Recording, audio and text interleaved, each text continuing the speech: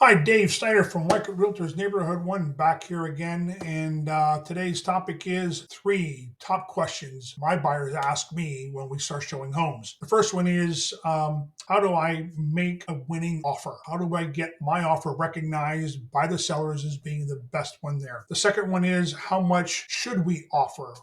What is a good number? Today, in the last 3 years, people have been offering higher than list price.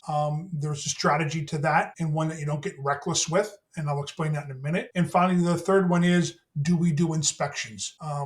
Because inspections for the last 2 years have not been something that were prevalent, and that has to do with how do we make a winning offer. So let's go back to the question of how much should we offer? Should we go above list priced? Should we go below list price? Should we ask what they're asking for? If they're asking $300,000, we offer $300,000. Not a good answer, not a quick answer, because there are realtors in today's market that are actually pricing the home below market value. Since they're putting it below market value, and how we as realtors look at market value and appraisers, is we look at what sold, what homes are comparable to the home you're looking at, and what did they sell. And we look at the last 6 months worth of history, and I also look at the 3 months of history as well. So to get a little bit tighter because the market's changing that quick. And I also look at what's pending, what's currently waiting to go to settlement, to come up to see on whether or not they priced it below market price. And if they priced it below, going in above list price is not a bad thing, because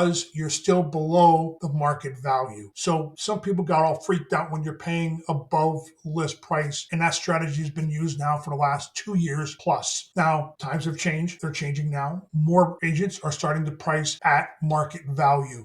So we got to take a look at that. If it's at market value, then we can try and go in below, but we don't necessarily have to go above. Again, it depends on that competition that's out there on that particular home, and I will get to learn that for you as your buyer agent. So there's a lot to go into the question of what should I offer. So there's an analysis we have to do in order to make that happen, and I work with you and I show you all those comps. Should we do inspections? Well, my answer to that is always yes. So as a realtor, I'm going to answer you that question. Yes, you should do a home inspection. If there's a septic system, yes, you should be doing that. Well, yes, you should be testing water. That will always be my answer. The market has dictated, the market has changed what you take as far as a buyer, the risk that you're willing to take on a home, and whether or not you're going to do the inspections or not. There's one inspection that I would never suggest that you walk away from, and that is a septic inspection of an on-site septic system. Because if that fails, that could be a $45,000 hit. The other inspections you can feel comfortable with, you can do a home warranty.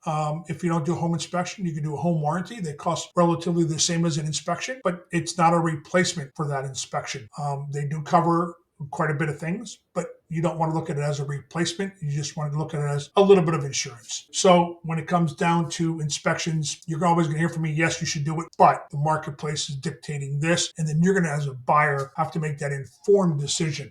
So finally is, how do you make a winning offer? You make a winning offer by employing a buyer agent, number one. I gather as your buyer agent all of the necessary information about that home, about the seller, about what's happening in the marketplace, and I have many options for you. I have many arrows in my quill that we can pull out to make a winning offer, such as paying part of closing costs on the seller's side, making a short settlement date, or making a settlement date that works for the buyer. So there's a lot that you can do there. I have about 10 quills or so that we use on a regular basis to help you put together a strong offer.